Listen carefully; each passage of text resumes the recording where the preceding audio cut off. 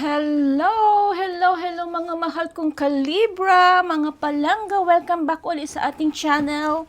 Once again, this is your Tarot Sage JP, your Fortune Whisperer. Ako si Che. So it's been a while guys, mga mahal kong Libra, na hindi po tayo nakapag-upload ng ating reading sapagkat po yung napaka-hectic po ng schedule ng inyong lingkod. And at the same time po, straight po yung ating panggabihang trabaho, night shift. And pagkatapos ng trabaho, may 2 hours kami session or klase, no, lesson, no. And then pag Saturday naman, may every Saturday kasi yung lesson namin. So pinagsasabay ko yung pag-aaral at pagtatrabaho. So talagang wala po tayong oras, no, sa pag-upload. So ngayon lang po tayo nagkaroon ng time dahil po maaga po ang aking uwi, no. So ngayon bali day off ko, kumbaga. So kahit na late na tayo guys, no, mga mahal kong Libra, kahit late na tayo kasi dapat ang reading natin ay para sa isang buwan, no. Pero ang gagawin natin, ang reading natin, gagawin natin mula ngayon 17 na ba ngayon? Mula ngayong July 17 hanggang sa katapusan ng buwan ng July o ang ating reading, no? Titingnan natin kung anong maibibigay na message sa atin ni Universe, no? Anong mga paparating at anong mga dapat iwasan at dapat nating gawin, no? Na may apply natin sa ating pang-araw-araw na pamumuhay. Okay, guys? And paalala po na ang ating reading ay ito po ay isang general reading, no? Hindi po ito personal. So ibig sabihin po ay pangkalahatan. So hindi po lahat tayo ay makaka-resonate ng reading natin. At lagi ko pong sinasabi na kahit ano pong iganda ng reading natin, kung hindi po talaga para sa atin, ay hindi po talaga ito tatama sa atin, okay? Lalong-lalo na po sa akin, no? Kahit na po sa Libra po ako, no, hindi ko po sinasabi ng reading natin ay makaka-resonate ako. Kasi hindi po ito personal, kundi kumbaga ay pangkalahatan. Okay, guys? So magiging positibo lamang po tayo sa buhay, no? Kung lamang po ninyo ang sa tingin nyo na para sa inyo and leave the rest behind po para sa iba, okay? At sa mga hindi ko pa po subscribers, iniimbita ko po kayo lahat na please to subscribe and click the notification bell para updated po kayo sa ating mga bagong upload. Okay, start na tayo mga palangga. Kamusta kayo? Well, okay. So, kukuha po tayo ng 7 card, 6 card para sa ating reading and 1 card para sa ating bonus card. Okay? Titingnan natin ang message ng Universe sa ating mga mahal kong Libra. Mga palangga. Ayan, palangga, mga langga, langging. Ano pa ba? Pangga. Pangga. Okay. Cut na natin tong ating card, mga langga. Mga langga-langga ko dyan. Ayan. Okay. Start tayo. Okay. So, we have our 7 of Pentacles. Ang una nating card. Okay. 7 of Pentacles. Wow. 7 of Pentacles. Wow, focus, dedication, and focus ang ating, ang unang barahan natin. Gagawin ko lang ito guys para makita natin, no? Makita nyo ang ating card. Second is the Star. The Queen of Wands.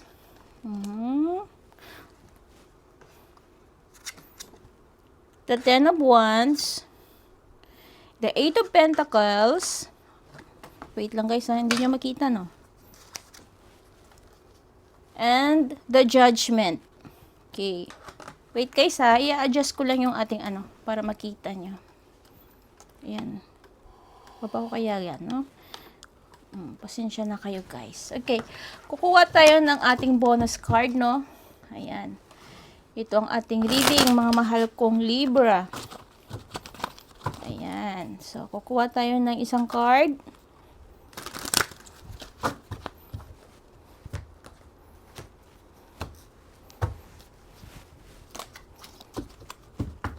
Okay. Bonus card, 10 of Pentacles. Okay. Ayan. So, okay guys. Okay. Ask muna tayo ng knowledge mula kay Universe kung anong ibig sabihin ng ating mga card, mga mahal kong Kalibra. So, ang unang card natin guys ay a Seven of Pentacles, which mean pag upright, upright position means dedication and focus, no? Kailangan may focus tayo sa lahat ng bagay, no? Sa mga desisyon natin ginagawa sa buhay, sa mga plano natin sa buhay, kailangan natin may focus tayo, no? Kasi ang Eight of Pentacles highlights a period of intense, no? Focus on a specific task, no? Or mga goals natin sa buhay. So, kailangan guys, may focus tayo. Kung yung mga pinapangarap natin sa buhay, no, na gusto nating makamtan, kailangan guys, may determination tayo, determinado tayong makuha yon, no? May focus tayo. Kumbaga, ano man yung mga minimithi natin sa buhay, binabalak natin sa buhay, kailangan talaga guys yung attention at saka focus, no? Focus lang sa isang goal, no? Na makamtan at makamit natin yung mga pinapangarap natin sa buhay. Kasi ang the Star guys, no, ito ay the 17th card of the Major Arcana, no? Nagsisimbolo ito ng pag-asa, no? Pagbabago, paniniwala at positibong pananaw sa buhay, ang the Star, no? So nagre-represent ito ng time of healing and optimism, no? Pagkatapos ng mga paghihirap natin sa buhay, itong the Star. So ibig sabihin guys, may pagbabago, no, na mangyayari or magaganap sa atin. Kung hindi man sa ngayon ay sa parating na mga araw, no? Sa kasalukuyan or sa future ang ating reading guys, no? So, kumbaga ay guys, no, ang the Star na to guys, no, sa mga naranasan nating hirap, no, sa naranasan nating mga problema sa buhay, no, basta may focus tayo at may determinasyon na makuha yung mga bagay-bagay. Ang the Star, ito guys, no, ito ay nagsisimbolo siya ng tawag dito, kumbaga ay triumph of light over darkness, kumbaga yung lagi ko sinasabi. May papanalo natin ang laban, no? Basta may determinasyon tayo at focus, no? May papanalo natin ang laban. Yung laban na, kumbaga ang ibig sabihin yung mga ambisyon natin, no? Mga minamanifest natin sa buhay, talagang makakamtan natin yan guys, no? Kasi si universe guys, nakatingin na laging nandyan yan nakatingin sa atin or nagbabantay lang, no? Kung ano mga hirap natin, mga pinagdadaanan natin guys, yan sa bandang hindi yan guys, hindi yan kumbaga worth it yan, no? Kasi kumbaga may reward yan. May reward tayong matatanggap kasi nga nagporsige tayo, no? Kumbaga nagsisikap tayo, no, na may tiwala sa ating mga sarili na makuha natin yung mga gusto natin sa buhay. No, the Star. And the Queen of Wands, no? Si Queen of Wands kasi guys, ito ay nagsisimbolo siya ng courage, no? May confidence. Yun nga lagi ko nga yung kanina ko nga sinasabi, no? Confidence, no? May courage tayong kumbaga yung mga minamanifest natin ay magkakatotoo. Yung mga desire natin, may ability tayo, no? Ability to manifest desires, kumbaga, no? Itong Queen of Wands, ang sinasabi ng Queen of Wands, kumbaga may nag-i-embodies tayo ng dependence, no? Self-assurance and ability nga to manifest desire. Queen of Wands. So talagang guys, no? Talagang pinapakita ng barahan natin na mayroon tayong pag-asa. Pag-asa na makamtan at makuha yung lahat-lahat ng mga minimithi natin. Basta focus tayo, no? Focus tayo sa isang goal, no? Kasi hindi mo pwedeng guys, di naman pwedeng na ang goal natin guys ay sabay-sabay nating kunin, no? Kailangan step by step, no? Focus. Determinado tayong makuha yung isang kumbaga yung may pinaka-main tayong goal sa buhay. Uunahin natin 'yon. And then the rest na lang guys, no? Sunod-sunod na 'yan, no? Basta tiwala, no? Tiwala sa sarili at talagang sipag at tiyaga. Tiwala sa universe, tiwala sa sarili mong makamtan mo lahat. Libra, makamtan natin yung mga gusto nating makuha sa buhay. Lalo na sa mga finances natin, no? Ayan. Kasi yan guys, Seven of Pentacles yan. Yung mga, kumbaga yung dahil sa ating dedication, sa hard work, no? Will eventually lead to a positive outcome. Itong 10 of Wands. Kasi ito guys ay outcomes and rewards, no? Sa ating mga paghihirap. Yan guys, tayo kumbaga naipanalo natin ang laban. Yung laban sa buhay, no? Pagod na pagod ka, nilaban mo, kumbaga yung pawis mo, kung pwede nga lang yung pawis mo, magiging dugo na yung lalabas sa katawan mo dahil sa kasipagan mo, dahil sa pagpupursigi mo, na gusto mo maibigay yung pinaka the best, no, na pamumuhay sa iyong pamilya, sa mga mahal na buhay, nagtiis ka, no? Naghirap ka. Kumbaga kahit na anong pagsubok sa buhay, no, nilaban mo, no, naging matatag ka, na nagtiwala ka sa sarili mo, na talagang ma-overcome mo yung mga struggles sa buhay mo. Kaya ang Ten of Wands, guys, ito yung card na nagsisignify siya ng perseverance, no, na may reward, may dedicate dahil sa ating dedicated effort, kumbaga, no. Tapos nag-i-encourage ito sa atin siya na kailangan natin manatiling matatag, no? Matatag at kumbaga tumatayo tayo lagi sa laban ng buhay. Ang Ten of Wands.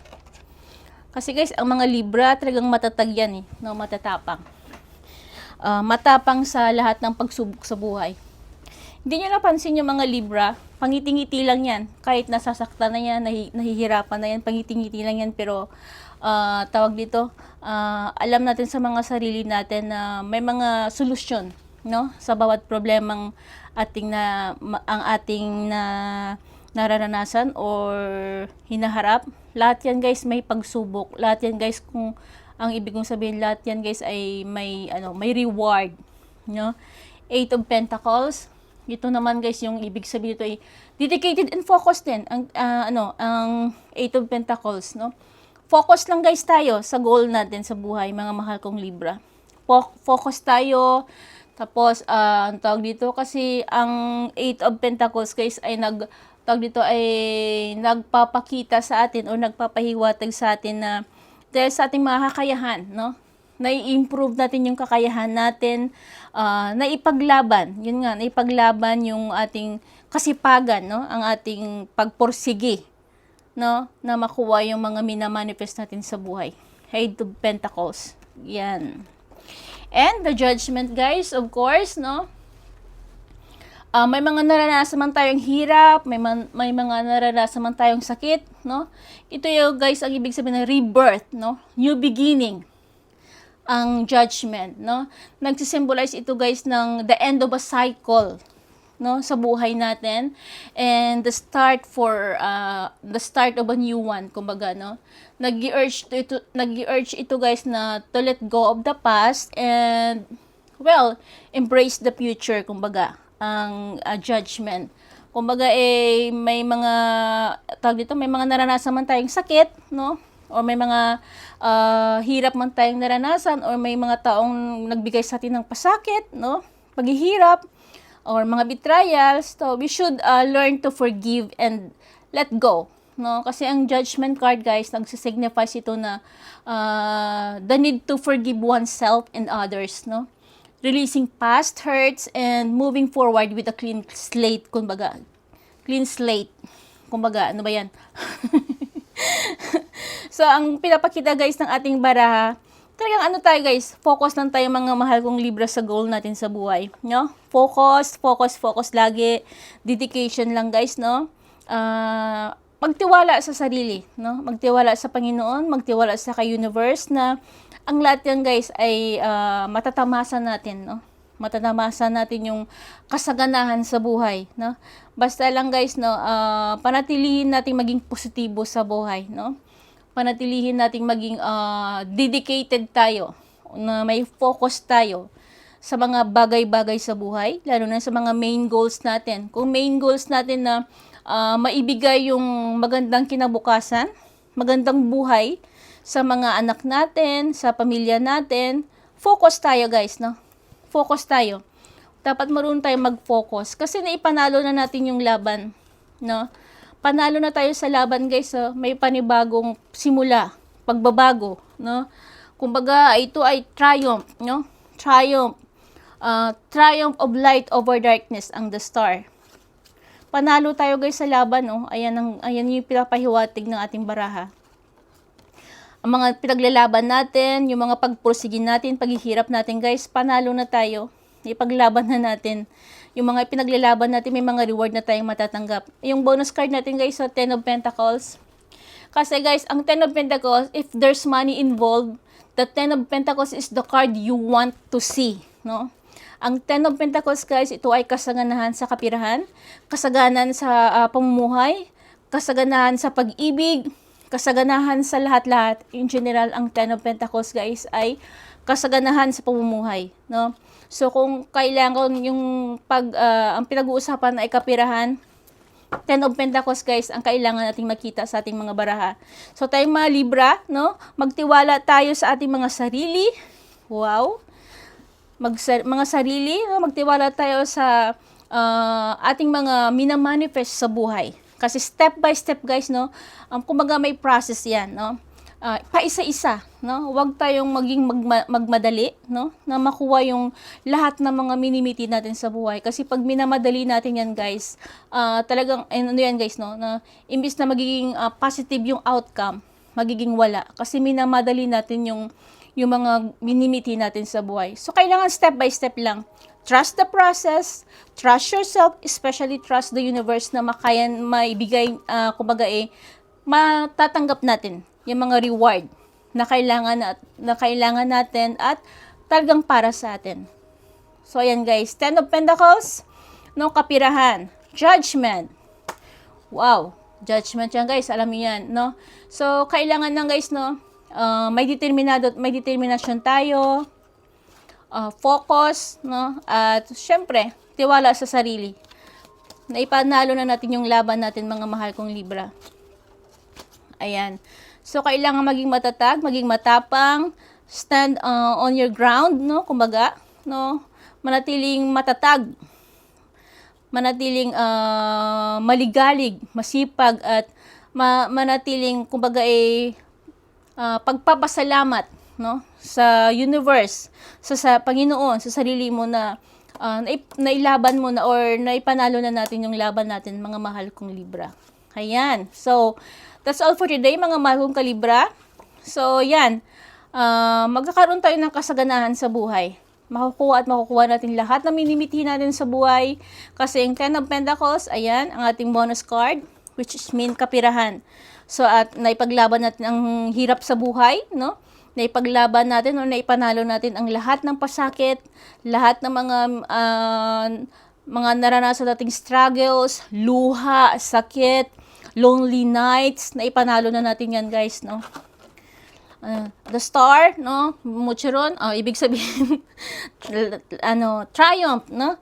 Triumph of light over darkness. Ayan, may panalo na natin. Ayan, may triumph tayo. Ayan. Eight of Pentacles, Queen of Wands, ayan, Judgment, Seven of Pentacles, okay, di ba? So, may mga rewards tayong para sa atin, guys, no? Para sa atin at deserve natin na makuha ang mga rewards galing kay universe dahil sa ating mga kasipagan at dahil sa mga dedication natin at efforts natin. Reward natin, matatanggap natin. So, ayan, guys, no? Be positive, no? Be firm. Okay, and trust yourself, trust universe, trust the process. Ayan. So guys, that's all for today, mga mahal kong Libra. Keep going lang guys, no? Kailangan manatilin tayong diretso lang sa ating mga goals sa buhay. Pa isa-isa, no? Pag nakuha ng isang goal, isa na naman, no? Huwag isabay-sabay para maging smooth yung mga paparating sa atin sa buhay, no? Maging positive tayo, guys. And ayan, so good luck sa ating mga mahal kong Libra, sa mga kapwa ko Libra dyan. Good luck sa atin. And hope to see you soon again. So, I love you guys. Palangga ko kamo and miss ko kayong lahat. I love you guys and have a nice day. Bye! See you soon. Wow, Ten of Pentacles. May kapirahan. Papasok ang kapirahan. Wow, ganda. Focus, focus. Ayan. Wow, ganda.